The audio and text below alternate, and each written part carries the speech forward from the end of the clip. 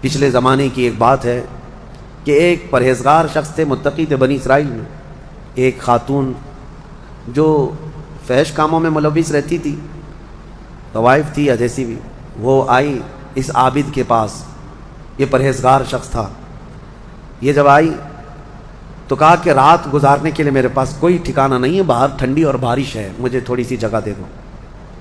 اس عابد نے رحم کھا کر اپنے گھر میں عورتوں کے رونے پر کبھی شیطان داخل ہو جاتا ہے.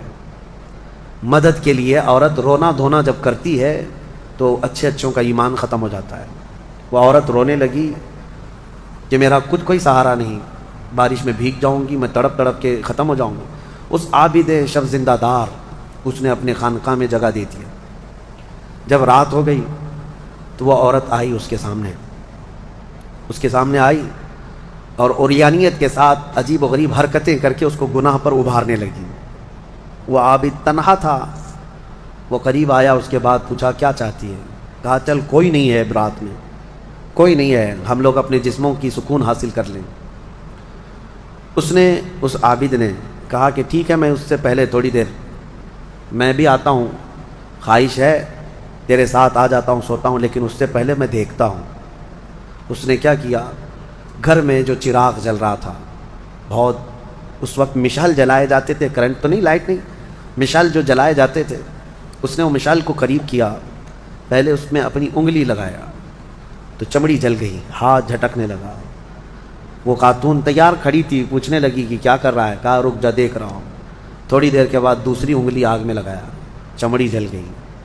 پھر اس کے بعد وہ اسی طرح جلاتا رہا انگلی کو. اس خاتون نے پوچھا کہ کیا کر رہے ہو تم؟ اس عابد نے کہا میں دیکھ رہا ہوں، اس آگ کو میں برداشت کر سکتا ہوں تو پھر ٹھیک ہے، میں یہاں مزے بھی کر لوں گا، اس لیے کہ جہنم کی آگ اس سے 70 گنا زیادہ تیز ہے، میں نے سنا ہے. دیکھ رہا ہوں کہ یہاں کی آگ میں برداشت کر پاتا ہوں. 2 انگلیاں سامنے کیا، 3 انگلیاں کیا، 4 انگلیاں جب مشعل میں لگایا تو پورا چمڑا جل کر کے صرف انگلیوں کی ہڈیاں کالی ہو کر رہ گئی. ہاتھ پورا چمڑا لٹک گیا، پورا ختم ہو گیا، ہاتھ پورا جلا رہ گیا. وہ عورت چیخ مارنے لگ گئی کہ کیا کر رہا ہے، چمڑے کے جلنے کی بو آنے لگ گئی. اسی اسنا میں وہ عورت چیخ مار کر کے باہر نکلتی ہے کہ بچاؤ مجھے، بچاؤ، یہ پاگل ہو گیا، پاگل ہو گیا. بادشاہ کی پولیس وہاں سے گزر رہی تھی، آئی اور اس نے پوچھا کہ کیا ہوا ہے؟ کہا کہ اس عابد نے میری عزت پر حملہ کر دیا. تو پولیس اندر گھس گئی، دیکھا تو یہ بیٹھا ہوا تھا.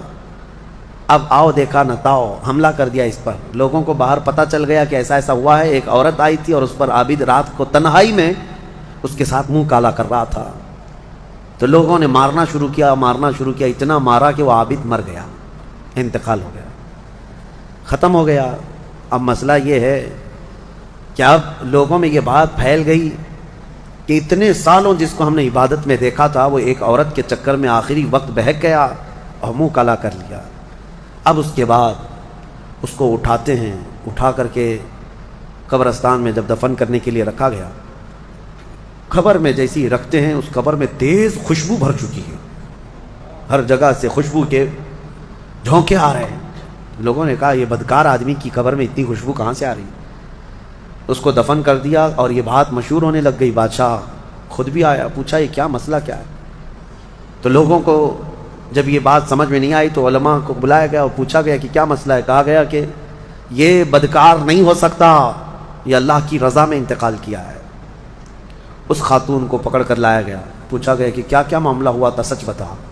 اس عورت نے بتایا کہ اس کا کوئی مسئلہ نہیں تھا، یہ ڈرتا رہا اللہ سے اور آخرت سے ڈرتا رہا، اور رات میں یہ بیٹھ کر کے اپنی انگلیاں جلا لیا تھا اور یہ کہتا تھا کہ میں دیکھتا ہوں دنیا کی آگ سے میں برداشت کر پاتا ہوں تو ٹھیک ہے میں تیرے ساتھ مزہ کروں گا، نہیں تو پھر آخرت کا عذاب اس سے بھی بڑا سخت ہے. وہ یہ کہتا رہا اور میں بھاگ کر گئی. اتنے میں لوگ آئے اور اس کو مار دیے. بادشاہ نے پوچھا کہ دیکھو اس کو پھر سے نکالو. نکالا گیا. اس خاتون کے بتائے ہوئے اعتبار سے جب دیکھا گیا تو اس کا ہاتھ جلا ہوا ویسے ہی موجود تھا، جلا ہوا ہاتھ ویسے ہی موجود تھا جیسے اس عورت نے واقعہ سنایا تھا.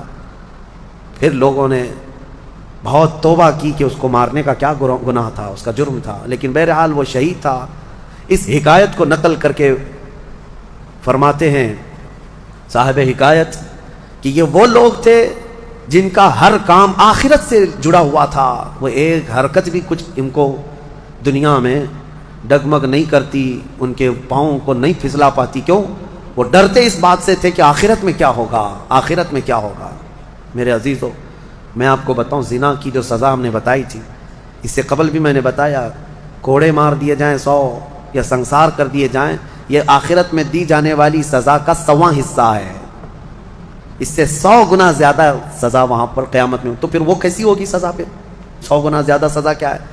اسی لیے فرمایا گیا جہنم کا ہلکا عذاب. پوچھا گیا حضور سے سب سے کم عذاب کیا ہوگا؟ سب سے کم کسی کو عذاب دیا جائے گا اگر دوزخ میں تو کیا ہوگا؟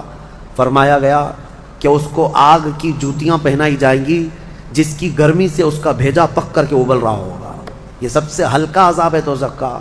پھر جہاں اللہ نے عذاب علیم کہا، عذاب عظیم کہا، عذاب مہین کہا، دردناک عذاب، بڑا عذاب، ذلت والا عذاب، تو پھر وہ کیسا ہوگا؟